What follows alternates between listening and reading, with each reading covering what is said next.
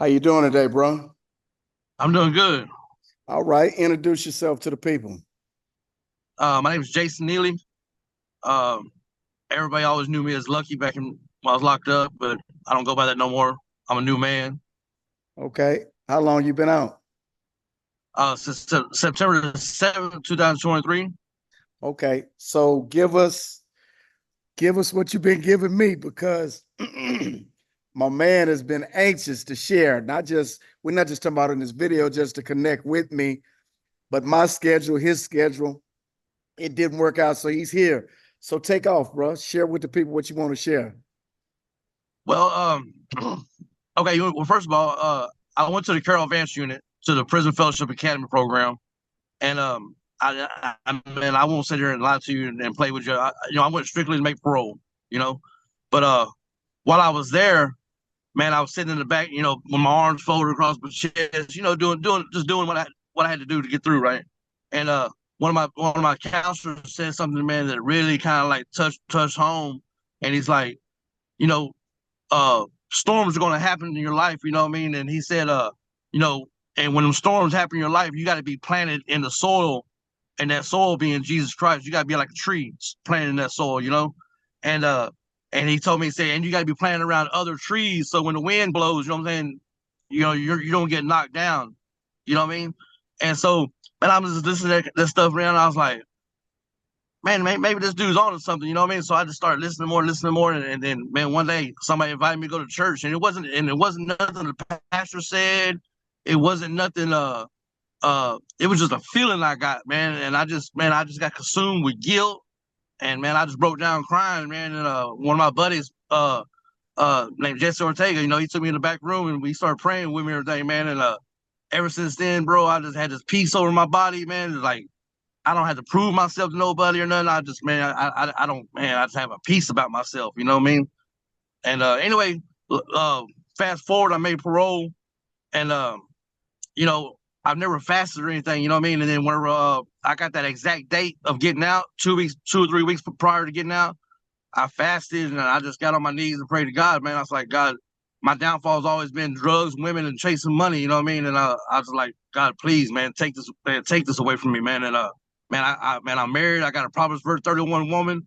We're involved in church, and we do kids ministry at my church with 3 and 4 year olds on Wednesday nights. And man, it's just great. So from the moment you sign those parole papers, walk us through that process. When I say that process, whatever comes to your mind, whatever stands out, you sign the papers, you're walking out the door, your thoughts, what you're facing. Come on. Okay, well, this is how it went. So my brother picked me up at the back gate at the Carroll Vance unit, and I was on the curfew monitor for like 90 days, whatever, What and was what did you feel like when they put, did you know you were going to be on a monitor?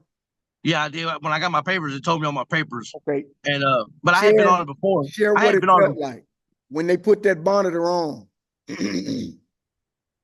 Really, I really was glad they put it on me because I couldn't. Then I just couldn't just go and run amok. You know what I mean? Run and do whatever I wanted to do. You know what I'm saying? And I was really happy that they put it on me. You know what I mean? Because then I had some standards, I had some guidelines to go by. You know what I mean? Mhm. And then plus I was going to Charm. I was going to the Charm transitional home at the same time also. So I had two sets of rules I had to go by. I had to go by the curfew monitor. I had to go by Charm rules. You know what I mean? And so it really helped me out a lot too because you know I've got out before. I didn't have no type of only thing I had was a report once a month. You know what I mean? And I just ran off and did whatever I wanted to do. And I've been to prison 4 times. You know what I mean? And man, so I was given everything a whole different outlook at things. Does it make any sense? It does. Like um like I've never been. I've always paroled home. I've never paroled out to a transitional home, so that's my first time doing that. I've never had the outlook like I've had before. Does it make any sense? And so anyway, so got out, went to the transitional home. Um, attended my meetings there, with the Bible studies and et cetera, et cetera. And uh, I think I won't lie. I probably left a little bit earlier than they hope for me to leave. You know what I mean? But I met my wife. Well, me and my wife, we've been knowing each other over 30 years, and she's a God fearing woman, and she flat out told me, she goes, "Hey, you're not gonna move in with me unless we're married." You know what I mean? So I was like, "Well, well, let's do this then." You know what I mean? And so actually, so I had okay now back when I was a charm, so I started the whole process of getting my CDL. Okay, and that's what I want to share a lot Come on, with the share. guys. Okay, so when I was locked up, I heard about this freeworld.org. Okay, and I heard that, oh man, this place called Free World, man. They'll pay for your license, they'll pay for your physical, they'll Uber you back and forth to school and all this kind of stuff, right? And I was like, man, that sounds like a scam to me. Well, I got out, and a buddy of mine named Crenshaw got out about the same time as me. Well, I guess he went ahead and he tested the waters, and he tried it, and he's like, man, it really works, man. I got an Uber set up right now to come get me to go to school right now. I'm like, what? So I went ahead. I said, well, I'm gonna go ahead and try it. If it's a scam, then they just got me. You know what I mean? Because I really I needed to do something, you know what I mean, with my life, you know what I mean? And uh I was working with a couple of buddies from Charm, doing remodeling, making $100 a day, but that wasn't gonna cut it, you know what I mean? And anyway, so even though I was humble about it, though I was humble about them giving me a little bit of pocket money to run around, you know what I mean? And but anyway, so I got involved with the Free World, and what the Free World deal is like I said, that they will pay for your license, they will pay for the physical. They'll pay for everything. So what you do is you got to go online and you got to fill out their application and everything. They don't service everywhere, but they service a lot of places. You know what I mean? Like Houston, some of San Marcos, Waco, Dallas, San Antonio. They even service out of state, some out of states. You know what I mean? Anyway, and they'll you do everything online. You take their practice tests and everything, and once they're happy that they know that you can have the content down, then you schedule a DPS appointment and you go there and take their little test on the computer, and then you get your permit, right? Well, they'll pay for all that. Free Roll will pay for all that. And then once you get that permit, then they'll find a trucking academy close to you, and they'll set you up there, and they'll start Uber you back and forth to that trucking academy. And once you get that trucking academy, it's only 4 weeks long, and the Free Roll will pay you $375 a week to a PayPal account to get your CDL. And then once you get your CDL, now they don't do job placement, but they do job reference. You know what I mean? They'll tell you, hey, this company hires ex felons. This straight out of school, this company hires ex felons. Me personally, all I did was, once I got my CDL, I got on Google, I typed in CDL drivers in my area, jobs, and then I got the whole list, and I just started calling, and that's how I landed my job. So But repeat what the people need to look up again okay, online. freeworld.org. Okay, and once you go on their website, if you go all the way down to the bottom, it'll have call us. You click on the little call us on your phone or tablet, whatever, and you can call them and you can actually talk to them. You know what I mean? Okay. And now look, so back whenever me and all the other guys got our license through Free World, well, they had it set up to where, okay, once you got your CDL, you had to pay it back $150 a month, up to $3,600 once you start working, right?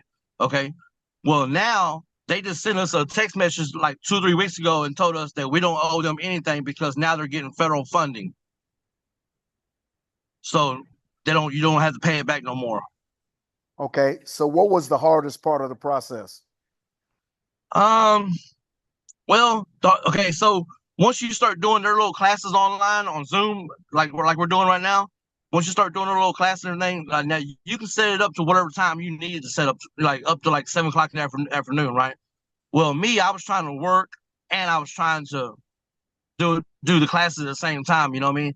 So sometimes, man, every time I come in there 5 o'clock in the afternoon, I was tired. You know what I mean? But I would sit down and do their little classes, and the classes are only like 30, 45 minutes long. But it was just the whole point of, man, I got to shower, I got to eat, I got Bible study tonight. I got this, I got to read my Bible, I got to, you know what I'm saying? It's like the whole process. You know what I mean? and it was just really trying to find time to make sure I got it in to get it done. Okay. So I remember when you first told me about it, you were telling me the process between you wanting to get your CDL and actually getting it. There was some emotions involved, you know, a little bit of frustration. Can you share with somebody to try to prepare them for things that may happen or may not happen as fast as they think? Yeah, okay, so okay, I'll be honest with you. I failed my driving part of the test 3 times. Okay, well, actually twice, Come and on.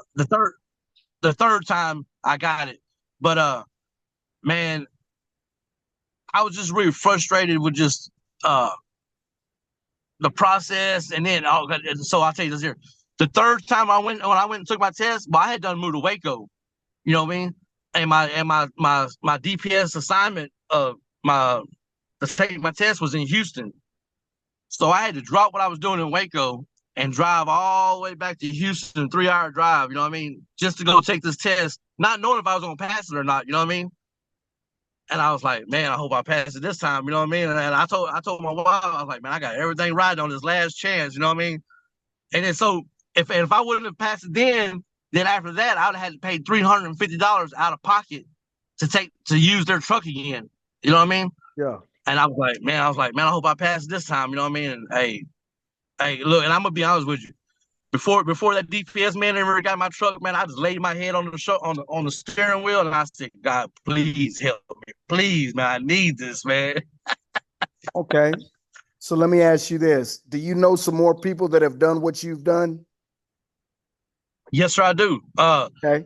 We Let went me to ask you we went to this. the Okay. we went to the Carol Vance graduation the other day, and there was probably like 15 or 20 of us at the graduation, and 5 of us had went through free roll and got our CDL through free roll. Okay. So let me tell you, in my limited experience, the guys that I've known that have their CDLs or they're driving hot shot, and you tell me if I'm right. I'm going to say out of 10 guys that I know that drive hot shot or CDL, out of 10, they've got the truck, meaning, you know, a truck to drive at the house and stuff. The car, they've either got a wife, a girlfriend, a nice place to stay. And out of that 10, 2 are happy, meaning they're making 80, 90, 100,000, another individual 200,000, but because they work all the time, and then when they don't work, they want to rest. But we can't Right. rest like the penitentiary. We can't just lay up because we got wife or girlfriend or whatever else. And so I'm sharing that to say I know plenty of successful CDL hotshot drivers. I don't know a lot of happy men that do it only because they don't know how to proportion their time with making money. What is your comments when you hear me say that? Well, so my experience driving, okay, I didn't have to go over the road, right? So I just happened to find jobs where I was home every night. You know what I mean? That's the number one thing, right? Okay. And yeah, in the beginning, like I didn't make the over the road type money at first, right? You know what I'm saying? I was making $18 an hour, and I was just going around local around Waco hollering sheetrock on a flatbed. You know what I mean? That's what my first job was. But I was like, man, you know what? I want to get my feet in the door. I'll take it. You know what I'm saying? I wasn't even kind of messed up about that, right? But so then when I found this other job, and by the grace of God, I found this other job. I'm gonna tell you what happened. I went to a men's retreat, okay, a Christian men's retreat, and I was just happening to talking about my job. We're talking, you know, us guys were just talking about our jobs, and I was like, yeah, man, I'm making $18 an hour. I really ain't happy, but you know, it is what it is. You know what I mean? I ain't tripping. You know what I mean? Well, this guy is a safety guy at this where I'm working at now. Is like, hey man, well, we're hiring guys over here all the time. You know, he said, man, you make way more than that, and you're home every night. You know what I mean? So I was like, what? So I took the chance and I decided to make the move. You know what I mean? And it's really turned out very well because I got full insurance. I got life insurance on me and my wife. I got Blue Cross Blue Shield insurance on me and my wife. I mean, it's just, man. Now my hours. I'm gonna tell you what my hours. Okay, so I get up now. I choose to do this. I can go in later, but I would be out later. You know what I'm saying? Later in the evening, right? But I choose to get up at 2 o'clock in the morning, and I'll leave the house about 2:30, and then I get to the yard about 3 o'clock. I do my pre-trip and everything, and I'll leave the yard about 3:15, 3:20, and then I come in. I'll get back home probably no later than 4 o'clock in the afternoon. You know what I mean? But I'm at home with my wife. You know what I mean? Okay. So because we're trying to help some people. We're wrapping up. Take me through some of the emotions and temptations that you've experienced while you're going from, I didn't pass that test the first time, to where, man, I got this, but I'm only making 18, to where, man, I got this and I'm doing better. Take me through some of the inner workings of that, because a lot of times people have ideas, and when they put it on paper, it sounds good. When they hear good stories, success stories, such as yourself and other individuals, they're like, yeah, that's how it is. But there's a gap. Just like when I used to work in the fields, you had the lead, you had the swing, you had the tail row. That swing, woo! I'm not gonna take it back in the gap, but that swing wasn't no place for a real Yeah. one to be. So tell me about the swing of your experiences. Okay. Well, first of all, during this whole process, I told you I was living at Charm, and I was riding the Houston bus back and forth places, right? You know what I'm saying? Bro, let me tell you something. You talking about temptation, okay? I'm gonna tell you something. I thank God that I had God on my side, right? Okay, because I was at the Houston bus stop one day, right? And matter of fact, H-Town. man, look here, I'm gonna tell you something. This guy recognized me, like he seen the tattoos on me, right? You know what I mean? He's like, man, hey, bro, you been locked up before? Da, da, da, da. I said, yeah, man. I said, so he's like, I told him I just got out, right? He's like, oh, you just got out? Well, he opens his coat pocket, you know what I mean? And he pulls out a bag of meth. He's like, well, here, man, go ahead and party, man. I know you ain't partied since you've been home. Here, you may go, you know what I'm saying? I was like, nah, bro, I don't need none of that, right? So check out the same. Soon as I told him no, there was a black guy sitting inside the booth of the Metro, right? He's smoking a joint, a blunt. He's like, well, if you don't want none of that, well, you want to hit this? I was like, nah, bro, I don't need none of that, man. I was like praying, like, please let her bus hurry up and get here. You know what I mean? That's what I'm talking about. Yeah. Yeah, I mean, so, bro, hey, look, that devil, man, the devil knows your weaknesses, man. He knows, you know what I'm saying? And look, weed and meds and all that was my weaknesses, and women and chasing money, you know what I mean?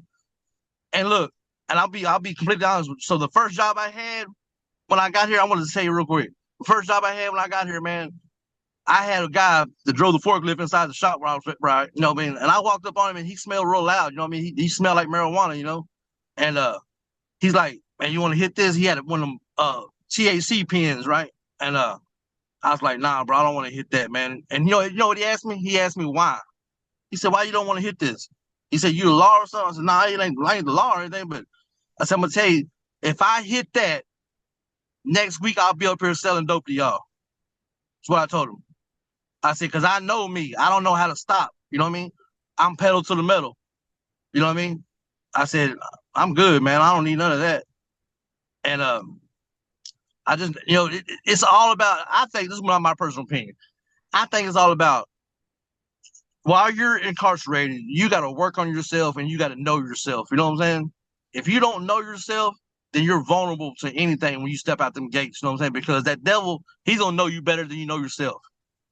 So give me one way to work on myself if I'm incarcerated, preparing to get out, and give me one way to get to know myself as I'm getting ready to get out.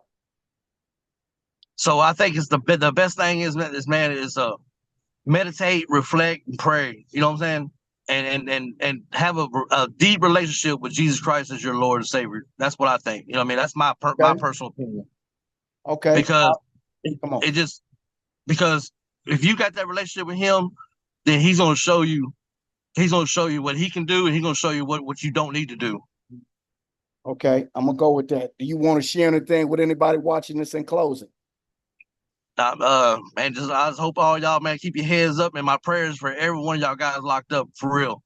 I pray for every one of y'all guys, man, that y'all will get out of prison, man, and just take care of your business and take care of your family, man. Because I just want to say one thing. I just had a buddy, just we found out 3 days ago he just died.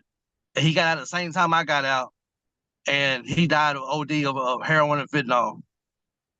So R.I.P. Kyle. I'm sorry to hear that. Let me ask you one other question before we go. You've been messaging me for months, for months. And finally, one message, I think you said something like this. You said something like, say, man, what's up, man? You don't want, I'm just putting it in my words, the way I took it, like, say, bro, what's up? I'm trying to connect with you. And the reason I want to bring this up is because there are quite a few individuals, yourself, myself, other individuals out here who we want to help each other. We want to hear each other. We want to encourage each other. But life happens. Not life like people aren't cared about, not life like I don't have time for anything but work and ministry, but we just don't connect. How were you feeling when you were reaching out and it was hard for you and I to connect? And then when we finally connected, because somebody goes through that, bro. I talk to dudes all the time and they're like, man, I'm calling. And I'm saying, brother, do you know their situation? Because they Well, had a schedule. They had things going on before you got there. Give them a moment. well, I ain't gonna lie to you, brother. Come on. I hit you up on Messenger and I seen your little icon. You know, you looked at the message and you didn't say anything back. I was like, man, are you ignoring me?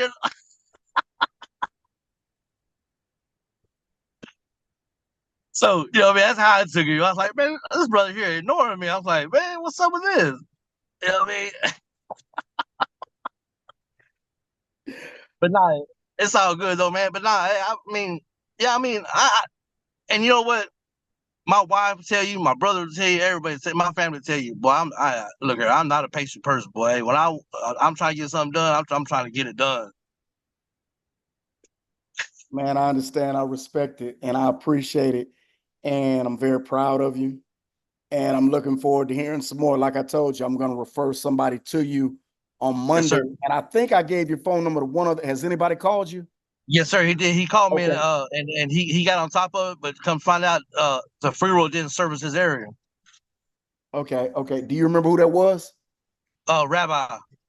Dang, okay, because Rabbi just got out. We're gonna do an interview with Rabbi. Rabbi only been out a few weeks, but make a long story short, that's how you connect with people. You share it, even though it might not be Neely. Neely may have some information for him, whether it's truck information or, hey man, I know how you feeling. So I just encourage everybody who's watching this, learn how to have good relationships with each other. I appreciate you, Neely.